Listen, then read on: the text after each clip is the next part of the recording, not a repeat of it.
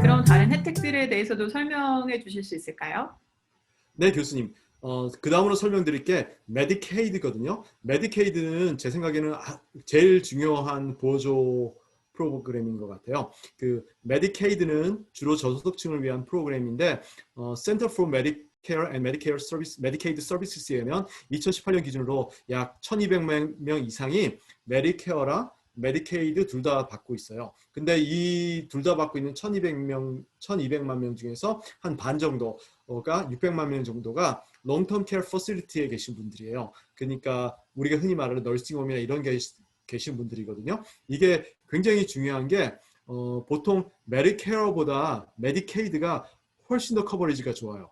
훨씬 더 커버리지가 좋고 특히 그 나이가 드셔서 몸이 거동이 불편하셨을 때 롱텀 그러니까 요양원 같은 데 들어가시거나 그랬을 때 메디케어는 이름처럼 그렇게 오래 커버해 주지 않아요. 메디케어가 커버해 주는 것은 만약에 요양원 같은 경우 롱텀 케어 퍼실리티 같은 경우는 약 100일까지만 커버를 해 주거든요. 그리고 100일 안에도 21일부터 100일까지는 또 내 주머니에서 몇백 불씩, 100몇 불씩 계속 내야 돼요. 그래서 비용이 계속 발생하는데 딱 100일이 지나고 나면 전액 내가 부담해야 되거든요. 그래서 제가 그 사우스캐롤라이나에서 있을 때 일할 때 방문했던 그 되게 좋은 널싱홈이 있었는데 거기 같은 경우는 하루에 그냥 대학 기숙사 같은 룸인데 하루에 그 당시에 거의 20년 됐는데 300불 넘게 나왔거든요. 한 달에 거의 10,000불 정도 내는 건데 그렇게 되면 이런 데 가게 계시게 되면 내가 평생 동안 열심히 일한 자산들이 다 없어지게 되거든요. 그리고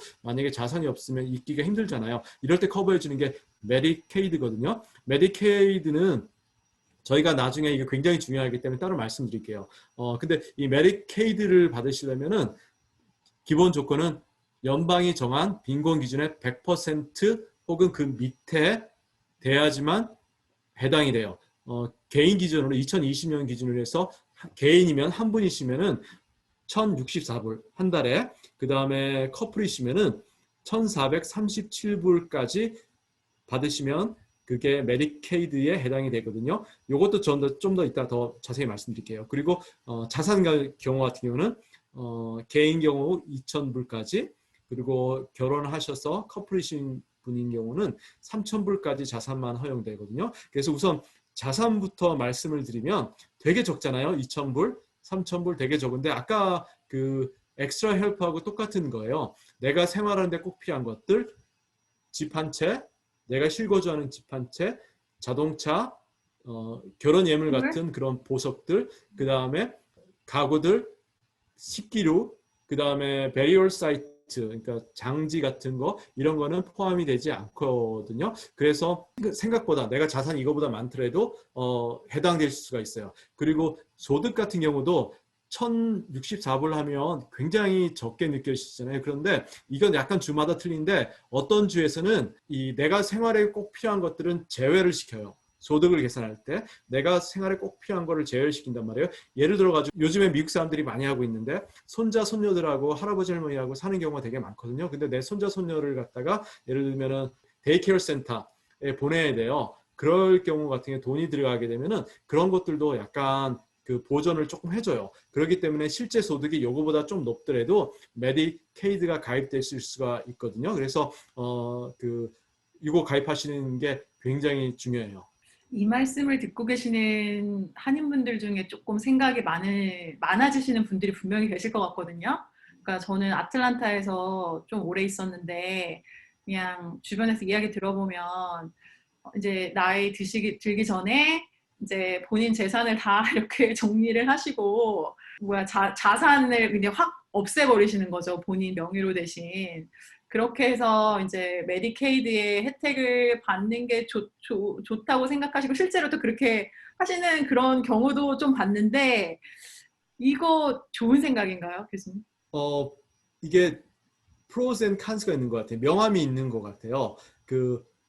이게 사람 마음이 그렇잖아요. 저도 마찬가지겠지만 내가 평생 동안 일해가지고 돈을 갖다 열심히 모았는데 나중에 아파서 내가 그 돈을 다 까먹게 되고 자녀들한테 특히 저희 한국 어르신들은 부모님들은 자녀들에 대한 사랑이 되게 각별하잖아요. 그래서 내가 죽을 때 좀 내 자녀들한테 좀 더 물려주고 싶은 마음이 있잖아요. 그래서 그렇게 하시는데 어떤 분들은 그렇게 하고 나서 이빨 빠진 호랑이가 된 것 같아서 후회하시는 느낌도 있고 내가 막상 내 재산을 다 물려줬을 때 약간 자녀들이 나한테 대하는 게 좀 달라지는 것 같은 느낌이 들기도 하고 또 섭섭해질 때도 있고 그런 마음이 드시는 경우를 봤기 때문에 이게 좋습니다. 어떻게 좀 말씀드리기가 좀 애매해요. 근데 한 가지 기억하셔야 될 게 있는데 이렇게 자녀들한테 내가 아프게 될 때 요양원에 갈 때 내가 지금 몸이 좀 안 좋아. 그래서 아무래도 조금 요양원 갈 것 같은데 해서 내가 있는 재산들을 내 자녀들한테 빨리 물려줘야겠다 하셨을 때 조심해야 될 게 있는데 메디케어에서 자산 변동사항을 추적해서 5년 동안 추적해서 만약에 내가 내 가지고 있는 자산을 자녀들에게 물려주게 되면은 그 물려준 자산하고 그다음에 그 지역에서 평균적으로 롱텀 케어에 들어가는 비용하고 계산해서 물려준 자산에 비례해서 메디케이드를 가입할 수 없게 금지가 돼 있어요. 그래서 그런 것들 유념하셔야 되고 그다음에 나중에 내가 그 도피했던 돈이나 이런 걸 갖다가 다 토해내는 그런 경우도 있거든요. 그러니까 그거 조심하셔야 되고 그것보다는 제 생각에는 또 이런 방법이 있거든요. 그 신탁을 만드는 거예요. 트러스트를 만들어 가지고 내가 메디케이드도 받고 롱텀 케어 퍼실리티에서 있으면서 메디케이드도 받고 그다음에 내 재산도 사라지지 않고 내가 만약에 사망했을 때 내가 남은 재산을 갖다가 자녀들이나 배우자들한테 넘겨줄 수가 있거든요. 그래서 그런 트러스트라는 시스템이 있는데 신탁이라는 시스템이 있는데 그거를 사용하시는 것도 괜찮을 것 같아요. 그 자세한 거는 저희가 따로 말씀드릴게요. 이 메디케어 자체만 해도 굉장히 복잡하기 때문에 저희가 따로 한번 말씀드릴게요. 지금까지 엑스트라 헬프와 메디케이드를 통해서 어떤 그런 건강과 관련된 혜택을 받으실 수 있는지에 대해서 알려주셨는데요. 제가 처음에 기억하기로 6가지였었어요. 아직 4가지가 남았죠? 네, 교수님. 그래서 그 다음 거는 Supplemental Security Income이라고 그러거든요. 보통 SSI라고 하는데 이 Supplemental Security Income은 꼭 그 의료 비용을 보조해 준다기보다는 이거는 Supplemental Security Income을 받게 되면 자동으로 메디케이드까지 받게 되거든요. 그래서 아까 말씀드린 메디케이드가 훨씬 더 커버리지 좋다고 그랬잖아요.